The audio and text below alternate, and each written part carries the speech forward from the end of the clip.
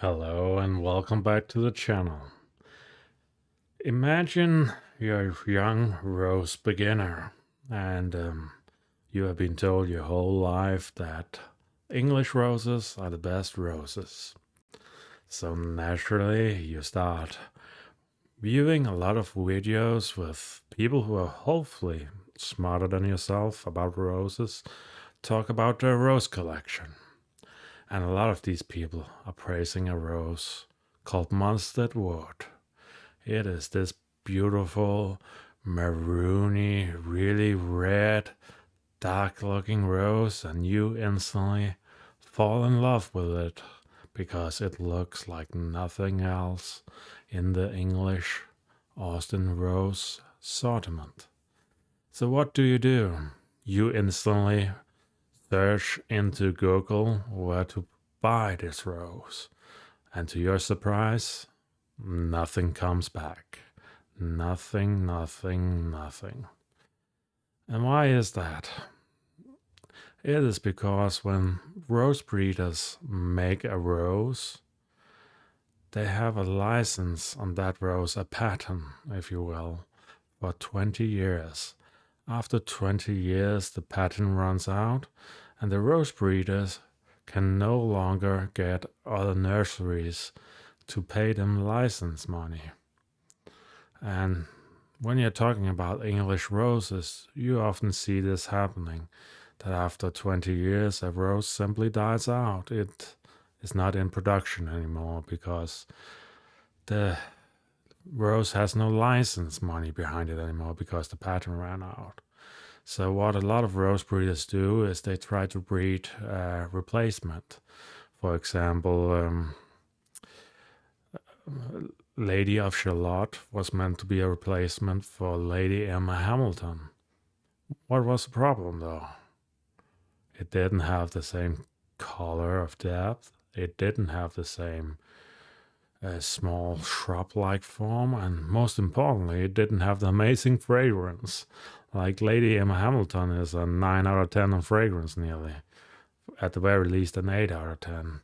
And Lady of Shalott, she's barely a 4 out of 10.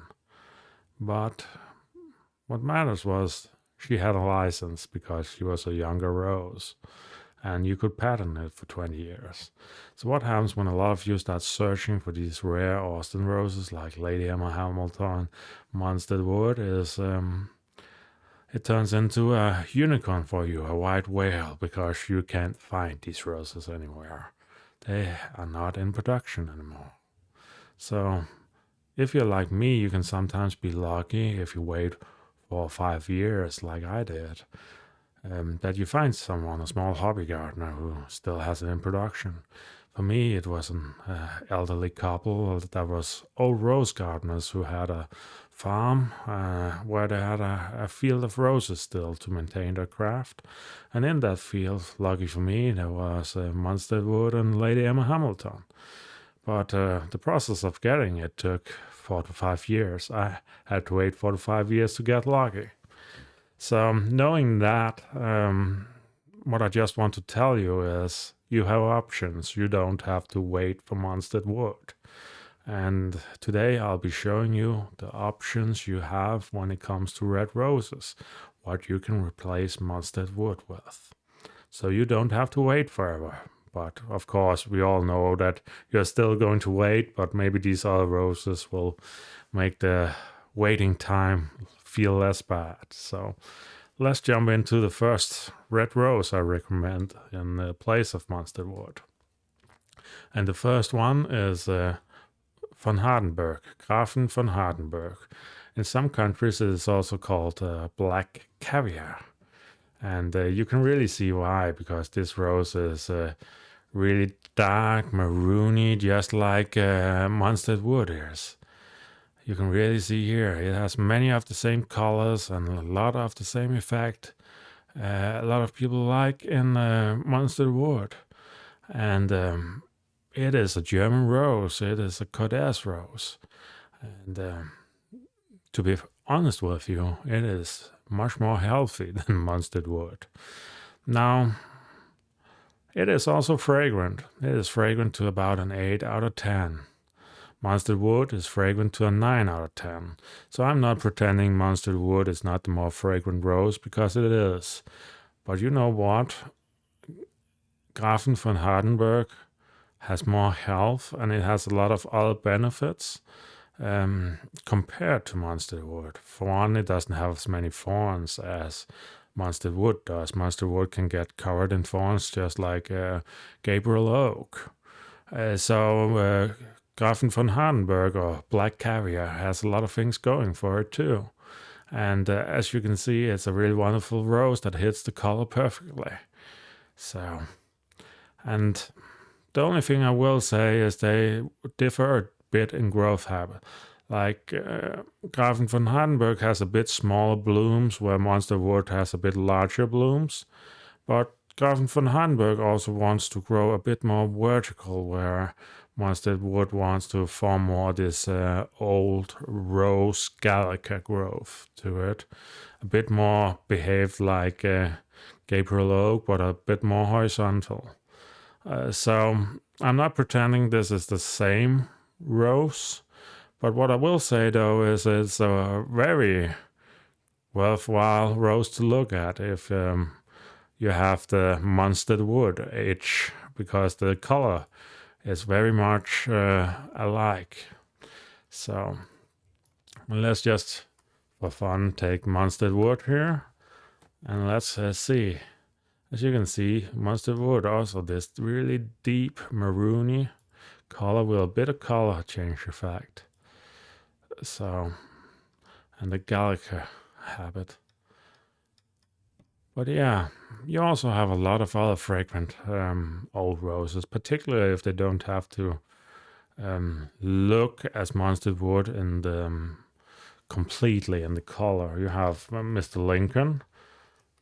Believe it or not, Mr. Lincoln is actually a really fragrant rose. In my opinion, it might even be more fragrant than Munstead Wood.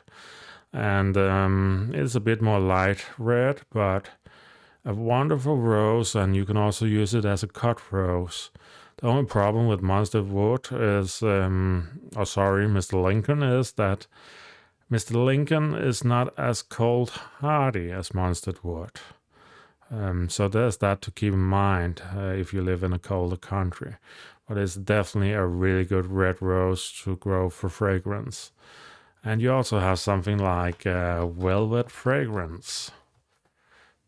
Velvet Fragrance, another wonderful red rose, just a little bit more tea hybrid and a bit more lighter red, but extremely fragrant too. And then you have something like Papa Milan Rose. Papa Milan Rose, a really good French rose, wonderful fragrant. Just as fragrant as Mr. Lincoln and Munstead Wood. Again, a bit more tea hybrid, not as old-fashioned shaped. But put enough of these together and you can have a really nice grouping with a lot of color. Again, as I said, Papa Milan is not as frost hardy as Munstead Wood either. You should treat it like Mr. Lincoln, like if it's below minus 50 Celsius in winter, you should probably cover it. So you also have something like a Mildred Shield rose. Again, another wonderful fragrant red rose. Only problem with this is it grows a bit taller, but still wonderful red rose. You also have Nadia Renaissance Rose, a Danish rose. Again, another wonderful red rose. So, and I could really continue here. You have Grafen Diana from the same company who made von Hardenberg. Again, look at the color here. Wonderful red rose.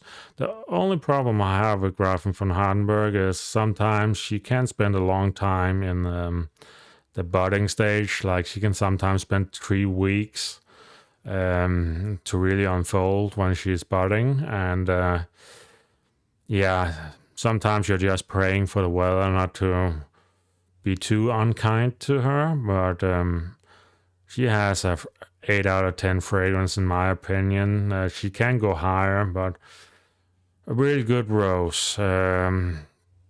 Only problem, as I said, with it is the budding phase.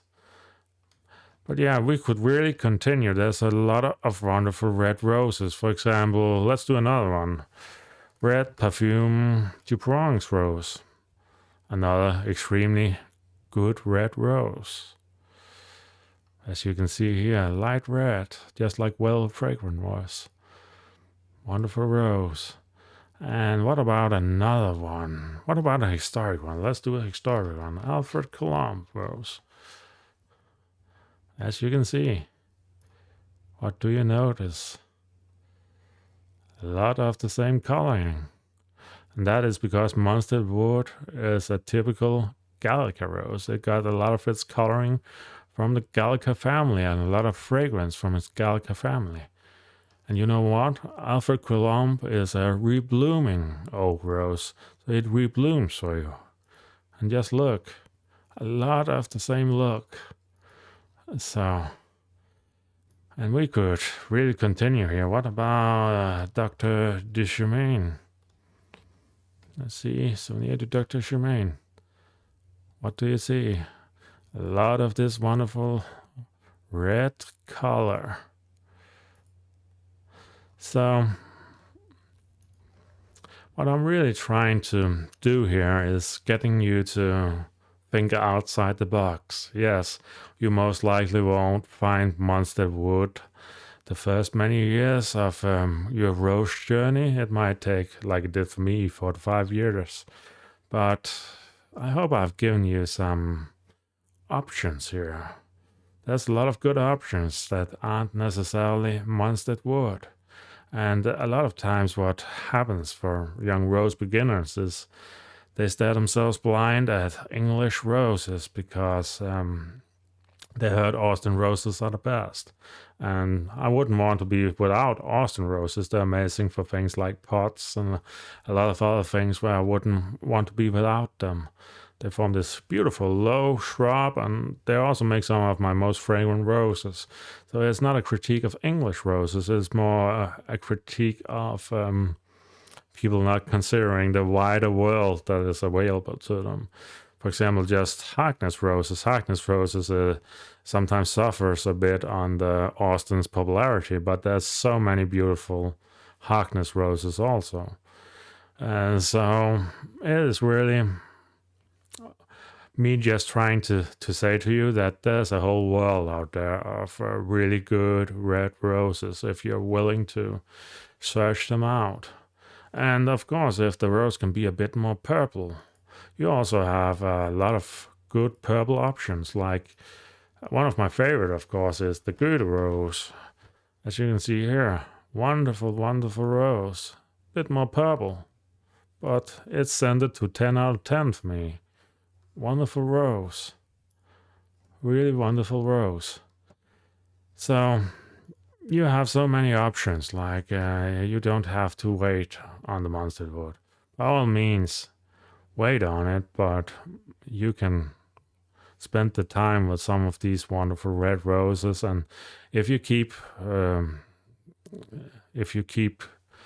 them in the right climate and you treat them right, they'll do just as wonderful for you as Munstead Wood would. And some of them are even more fragrant than Munstead Wood. And that's really just me trying to tell you that you have options. You have options. So that was it for today, guys. I wish I could also tell you that there's a lot of options when it comes to Lady Emma Hamilton, but sadly Lady Emma Hamilton has such a unique color and such a unique shrub shape that I can't really find good alternatives for it. There's something like Augusta Louise, but it doesn't look anything like it. And there's a lot of other roses, but and then there's Lady of Charlotte, of course, from Austin himself, but doesn't have the fragrance. So I'm sorry to say, but with Lady Emma Hamilton, you're a bit out of luck on that one. But if I'm sure most of you, if you keep your eyes open and you wait a couple of years, you will find most of these roses. they come and go every 3 or 4 years, and then you see a hobby gardener offering them from sale, and then you don't see that person again for 3 to 4 years, and it pops up again. That's just the way with these extremely rare roses. You have to be patient, and that's just how it is. So take care out there, and have a good day.